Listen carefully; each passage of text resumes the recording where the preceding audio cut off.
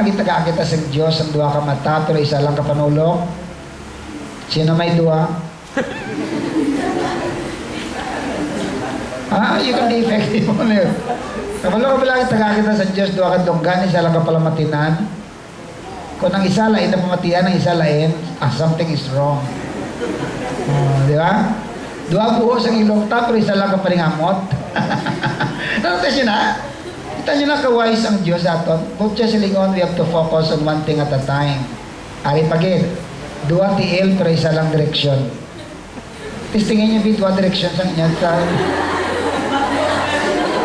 Okay? Anyway, thank you very much. That's why pag ring kay nasang ringtone niya, nag-post tanay, we have to respect. So that we could see and we could hear also. Let me get back to the topic. So, sa simbahan dapat ipakasal na maigit with the blessings of God.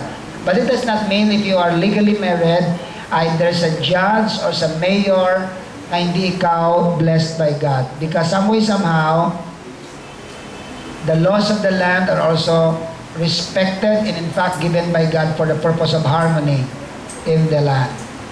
Pero na maigit. That's why sila sa mga abogado, rather sa mga huwes, kag sa mayor, makasal gani ka mo niya. Ano, sino sa inyo? Pila ka? But, pakasal ka mo, at magapeles. Ate, okay na magapeles niya? O ikaw, tato mo siya? O ikaw, tato mo siya? Okay na?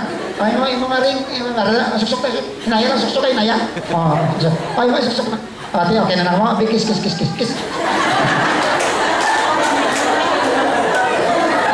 Okay? Tapos na. Hindi niya paglimta na, pakasal ka mo simbahan na, lain balaan na may blessing ni Lord. Kasi, ako ginamba ka pila ka beses, kaya ko yung naging manino, yung nag-upo dito sa West, kasi siya sa mayor, muna yung gina-intrigar, nga you have to go to the church after that. Because they recognize ka-importante siya na. By the way, just lately, I had a very good experience. May mass wedding kami, 18 ka pares, 18 silang couple.